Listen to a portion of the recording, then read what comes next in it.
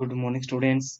तो आज हम क्लास +1 के जो नेक्स्ट चैप्टर है जिसको कि हम कर रहे थे लैंडस्केप ऑफ सोल, ठीक है, उसको हम नेक्स्ट पढ़ेंगे। ठीक है, तो ये चैप्टर हमने थोड़ा पढ़ लिया था, तो उसके आगे का जो चैप्टर है उसको हम स्टार्ट करते हैं। ठीक है, तो यहाँ पे थे हम in the Chinese story. In the Chinese story the emperor commissions a painting and appreciate its outer appearance। Next यहाँ पे what the artist reveal to him. ठीक है, रिवील का मीनिंग आपको जानना चाहिए। Reveal to him the true meaning of his work. Next है यहाँ पे the emperor may rule over the territory he was conquered. What only the artist knows the way with in. ठीक है, तो यहाँ पे कमीशन का मीनिंग क्या होता है? कमीशन का मीनिंग मैं आपको बता देता हूँ। कमीशन का मीनिंग किसी चीज को क्या करना है? इनॉग्रेट करना है। ठीक है, इनॉग्रेट का मीनिंग क्या है? किसी चीज का उद्घाटन करना है। ठीक है, तो कमीशन का मीनिंग आपको बता दिया मैंने कि किसी चीज को क्या करना है? इनॉग्रेट करना है। ओके, तो नेक्स्ट है यहाँ पे रिवील। ठीक है, रिवील का मतलब है किसी चीज को किसी चीज का भेद खोल देना। ठीक है, किसी रहस्य को खोल देना, उसको हम क्या बोलेंगे? रिवील। एंड टेरिटरी का मीनिंग आप जानते हैं क्या होता है? एरिया। ठीक है, ये रहा वर्ड टेरिटरी, का मीनिंग क्या होता है? एरिया। ठीक है, एंड कंकड़ का मीन्स किसी के ऊपर विजय पाना। ठीक है, सिंपल सी वर्ड है। ओके, सो तो यहाँ पे जो राइटर है वो क्या बताने की कोशिश करता है कि जो चाइनीज स्टोरी थी, ठीक है, चाइनीज स्टोरी है, वहां पे क्या था? जो एम्परर उद्घाटन करता था किसका?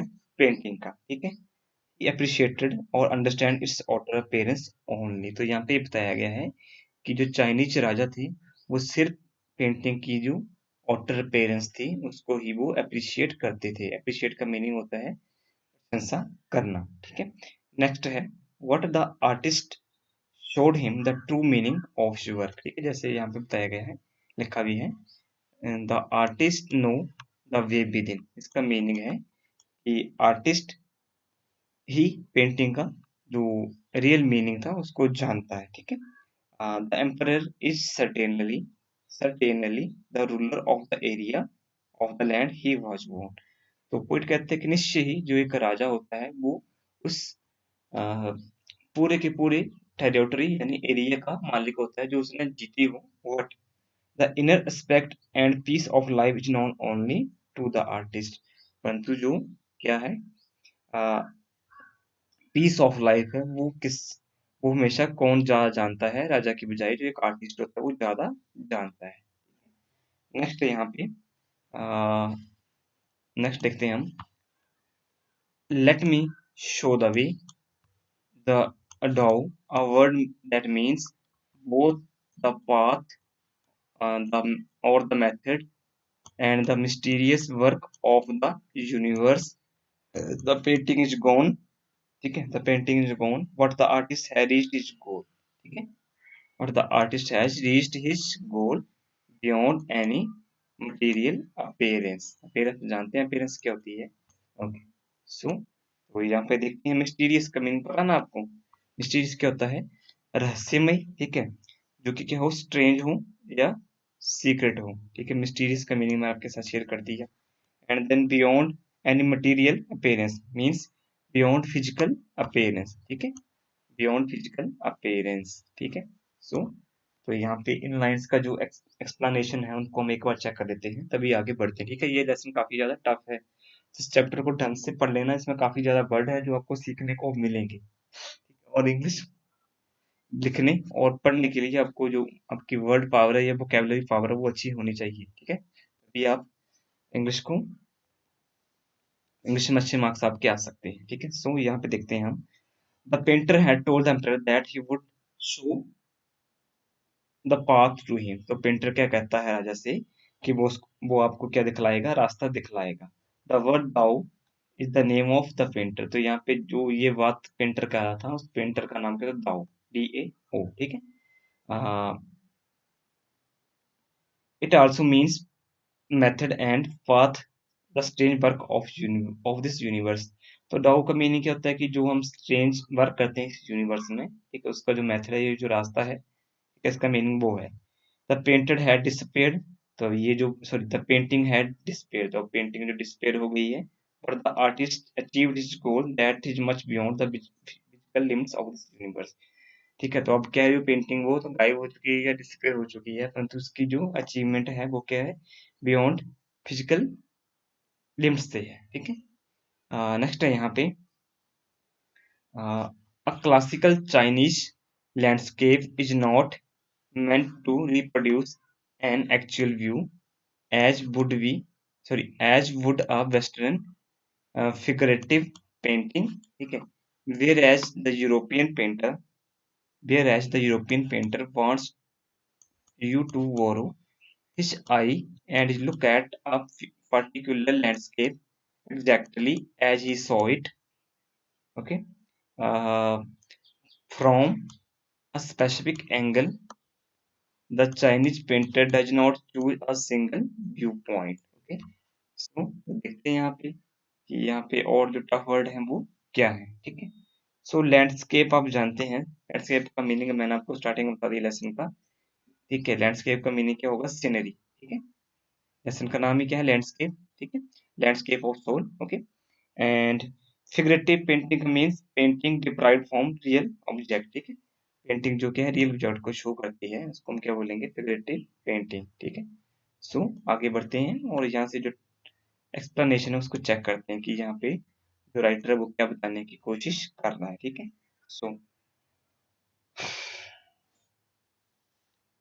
तो यहाँ पे ये बताया गया कि एक जो कन्वेंशनल यानी परंपरागत जो चाइनीज पेंटिंग होती है वो उस चीज को ड्रॉ नहीं कर पाती जो कि वेस्टर्न पेंटिंग जो डिप्राइव कर पाती है। ठीक है, the European painter wants to draw his painting the way he has seen a scene. तो जो यूरोपियन पेंटर होते हैं वो पेंटिंग को उसी वे में शो करना चाहते हैं जो उन्होंने देखा हो। सपोज करो अगर वो सनसेट को देख रहे हैं तो वो सनसेट को ही शो करेंगे। ठीक है, नेक्स्ट यहाँ पे he wants the viewer of the painting to see exactly what he has seen himself. तो अब ये जो पेंटर था ये चाहता था कि वो उसके जो पेंटिंग को देखने वाले लोग हैं वो बस वही देखें जो पोइट देख रहा था।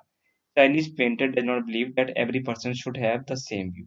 और जो चाइनीज पेंटर थे वो ये नहीं सोचते थे कि एक जो अ, आदमी है या हर कोई जो आदमी है उसका सेम व्यू होता है। ठीक है, नेक्स्ट है यहाँ पे his landscape is not a real one and his servant can enter it from any point. Okay, it can any point then travel in it. The artist creates a path for your eyes to travel up and down. ठीक है, up and down and then back again in a leisurely movement. Okay, ठीक है, तो यहाँ पे हम देखते हैं कि यहाँ पे जो पोइट है वो क्या बताने की कोशिश कर रहा है। ठीक है, तो लेजरली का मीन्स बिना किसी जल्दबाजी को किए हुए से लेजर का मीनिंग क्या होता है, आलसी होना। ठीक है, लेजी से बना हुआ वर्ड ये, इससे रिलेटेड है ये वर्ड। ओके ओके, तो यहाँ पे हम देखते हैं कि यहाँ पे जो वर्ड मीनिंग वो क्या है। तो यहाँ पे ये बताया गया है कि जो पेंटिंग चाइनीज पेंटर द्वारा बनाई जाती थी वो क्या थी, वो जो रियल सिचुएशन है, ये जो सीन है उसको वो प्रेजेंट नहीं करती थी। ओके, एंड नेक्स्ट है यहाँ पे you can look at his painting from different angle, different perspective and different thought process। तो जो चाइनीज पेंटर की जो पेंटिंग होती थी आप उसको डिफरेंट एंगल से देख सकते हैं, डिफरेंट पर्सपेक्टिव से देख सकते हैं, या जो डिफरेंट थॉट प्रोसेस होती है उससे देख सकते हैं। ठीक है, then without any hurry you can look at the each portion of the painting. और बिना किसी जल्दबाजी को किए हुए आप जो पेंटिंग का प्रत्येक जो पोर्शन होता है उसको भी देख सकते हैं। This will help you to understand complete meaning of the painting. तो ये जो बात है ये आपको उस पेंटिंग की जो कंप्लीट जो अंडरस्टैंडिंग है वो एक दे देगी। ओके, सो ये पेज क्लियर हो गया हमारा। नेक्स्ट पेज पे बढ़ते हैं। ठीक है, तो पेज को मैं और आगे कर लेता हूँ, स्क्रॉल कर लेता हूँ पेज को मैं। ओके ओके, तो हम यहाँ पे थे। This is even more true in the case of horizontal scroll, in which the action of slowly opening one section of the painting then rolling it up to move on to the other adds a dimension of time which is unknown in any other form of painting। ठीक है, scroll का mean movement. ठीक है, scroll word है यहाँ पे एक, कहाँ पे गया वर्ड हूँ,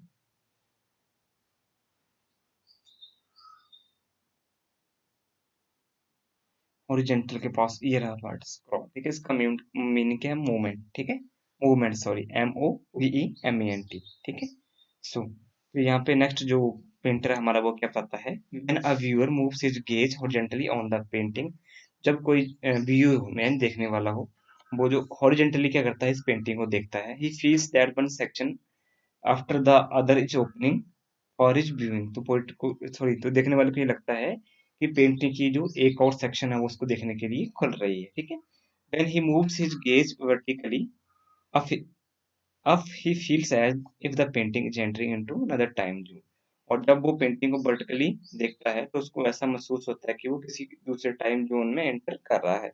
सच feeling is not possible in painting of any other culture. तो कहता है कि ऐसी फीलिंग किसी और अदर जो पेंटिंग कल्चर है या किसी और देश के जो पेंटिंग कल्चर है वहां से वो मेल नहीं खाती है या नहीं होगी वहां पे। ठीक है, सिंपल सी बात है।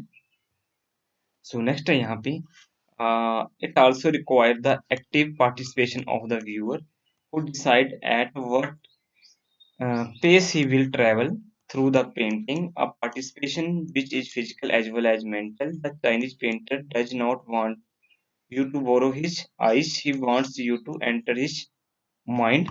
The landscape is an inner one, a spiritual and conceptual space। Okay, space का मीनिंग आप जानते हैं, स्पीड। ठीक है, स्पीड, SPPED। ठीक है, पेस का मीनिंग आपको पता है क्या होता है।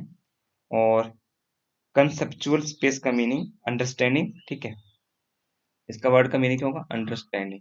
ओके ओके, सो मैं थोड़ा इसको हाईलाइट कर देता हूँ। दो वर्ड का मीनिंग जाना हमने, कंसेप्चुअल स्पेस। ठीक है, इसका मीनिंग क्या होता है, अंडरस्टैंडिंग। एंड एक और वर्ड यहाँ पे था, पेस। ठीक है, PACE। पेस का मीनिंग आप जानते हैं, स्पीड। ओके ओके, सो आगे देखते हैं हम।